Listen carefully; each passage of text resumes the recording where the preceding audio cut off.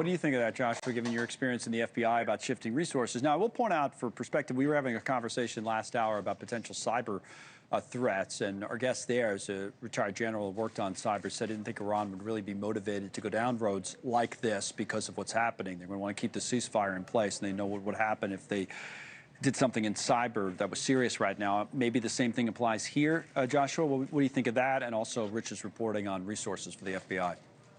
So two things. I don't think the Iranians want their hands tied to any action that comes to the United States right now in this, while the truce deal is holding. Right. So that could include cyber. It could be directed attacks.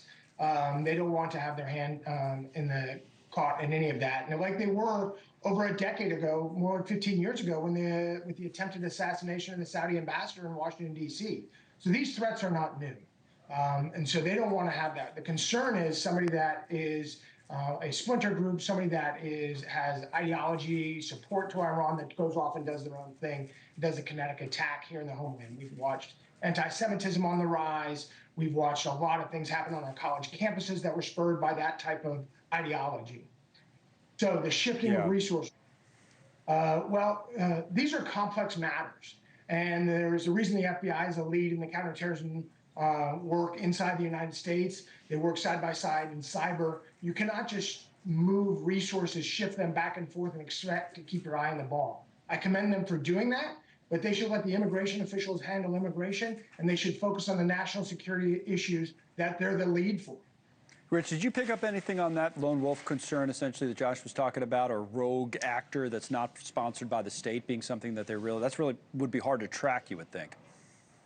Yeah, no, he's precisely right about that. That was the main concern in talking to New York and NYPD officials on background. They said, look, but aside from everything else, our main concern is always a lone wolf attack, be it something that's inspired by, let's say, the Iranian regime or propaganda, but not maybe directly connected. And so, yes, that is precisely the concern. Now, on cyber, let me get one question, Joshua, for you on that, because that's also interesting. On the screen here, and we can put this up, Iran has quite a history of doing what they've done in the past with Iran-backed cyber attacks against the U.S. So, you go back 2011 to 2013, the coordinated cyber attack on 46 banks.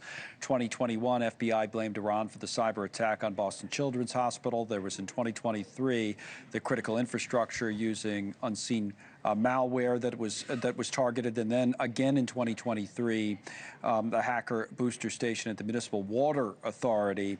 In 2024, last year, the break-in of the Trump presidential campaign with officials warning Iranian cyber actors were involved. And then in June of this year, hackers claiming responsibility for a cyber attack on Truth Social. So it's not like it would be anything new, Joshua. Does the same theory, though, that you put forward apply here, that Iran would be more careful, actually, in these times because they wouldn't want to escalate, do you think? I think they would want to be. They want to have plausible deniability. They want to use criminal groups to hack or degrade, whether it's critical infrastructure, a notable attack on a hospital, which is horrific in and of itself, degradation of 911 systems, anything that would hurt the United States but show that they had power but not take accountability for those actions. I think that's where Iran is now. Now, if the truce treaty breaks down, I think all bets are off. Right.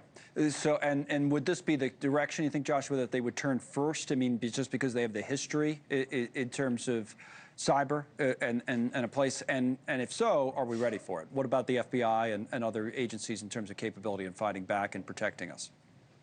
So I think that the U.S. intelligence community, federal law enforcement, state and locals are all on high alert for good reason. I think they do have the capability. I don't know that they have the capability to stop everything, as we have seen historically. They have the ability to get them back up and running with a concerted effort. And so they're really worried about attribution. And so they're going to be very cognizant of that. But again, a splinter group, a non-directed criminal organization, something like that that is beholden to Iran is probably the biggest concern. Joshua Skule, thank you. Rich McHugh, as always, thank you. So let's see how things go with that, and let's see how things go over there. Quiet in Tel Aviv, exactly what we want to see as the ceasefire is holding. It's still in effect. The former Trump chief of staff, Mick Mulvaney, is up next. There's Mick in Washington. We'll talk to him after the break about maybe what comes next. Thank you for watching. Subscribe below and download our NewsNation app right now on your phone, and you will get fact-based, unbiased News for all Americans.